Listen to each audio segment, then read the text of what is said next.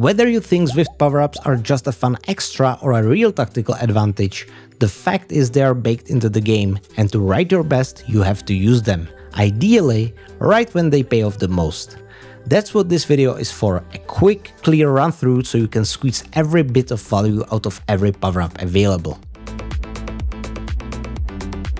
Power-ups are single-use boosts. When you use them, you get benefit and they are gone. No recharge, no second life. You can carry only one at a time, and the icon for the one you've got sits in the top left corner on your screen. There are three main categories: core power-ups, experience power-ups, and event-only power-ups. A well-timed power-up can decide the race, so if you're lining up to compete, skipping them really isn't an option. So how do you get them?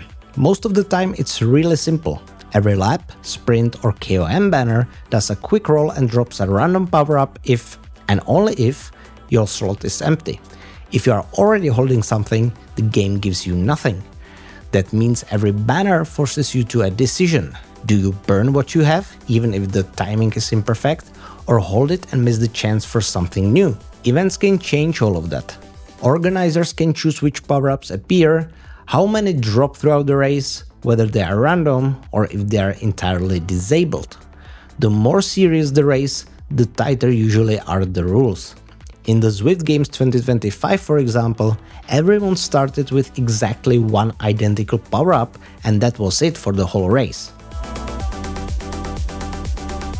Now for the power-ups themselves. The core set is always around, and there are three of them: Feather, Draft and Arrow. The featherweight power-up is marked by the green feather icon.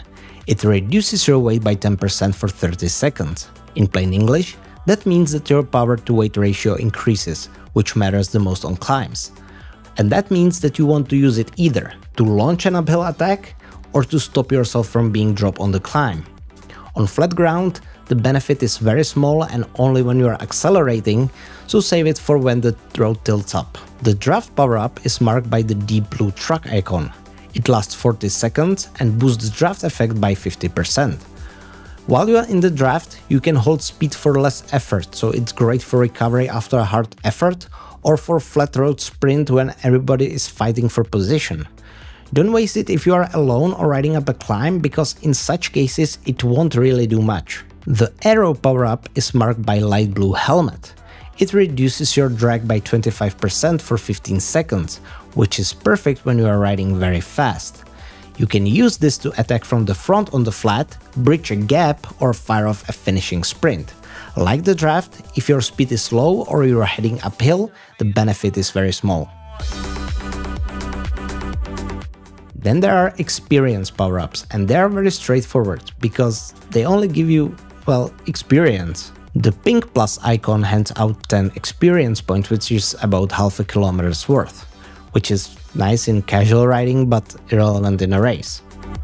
The red plus icon drops a big 250 experience points, which is roughly 12.5 kilometers worth. That's great for leveling your avatar, but not much of a use when it really matters. Event-only power-ups only appear when an organizer enables them, so you might not see them often, but when you do, they can be decisive. The brown burrito icon represents a power-up that cancels drafting for the riders behind you for 20 seconds. You want to use this power-up when you are attacking from the front or launching a sprint to force others burn extra energy. As you would expect, if no one's right on your wheel, it does nothing. The Ghost power-up turns you invisible for 15 seconds. I myself called this power-up useless many times, but that's because I rarely am in a position when it really matters. When you use it, other riders can't see your avatar or your name in the list, which allows you to attack without them noticing. It cannot be used inside the final 400 meters, and if it's already running, it ends at that point. The steamroller is represented by a purple steamroller icon and cuts your rolling resistance for 30 seconds. It doesn't matter whether you are riding on gravel, cobbles or dirt, everything will feel like a smooth tarmac. As you would expect, on normal road it's useless. And finally the anvil, exact opposite of the feather. This is a power-up that makes you heavier for 15 seconds, and that allows you to ride faster on the descent. It has only effect on the descent steeper than 1.5%, so you don't need to worry you will harm yourself when you're using it. To make the most of it, however, you should plan using it on a somewhat long descent. So those are all the power-ups, but let's spend one more minute talking about how to really use them. Firstly, make sure you know the route. Before each race, make a mental bookmark for where are the climbs, the descents, the best spots to attack, and so on. That way you can plan each power-up for the spot when it matters the most. Secondly, don't hoard power-ups. Unless you need the power-up you already have for a decisive point later in the race, just use it even if it's not optimal so you can roll another one. This is kind of my issue, but in my case it's mostly a matter of me forgetting about the power-up rather than deliberately not using it. Thirdly, pair the power-up boost with effort. A feather without acceleration on the climb is half wasted, the same way an arrow boost without speed doesn't do much. You need to combine them with a decisive move. And finally, stay flexible. If the race breaks apart early, use whatever's in your pocket to stay in touch.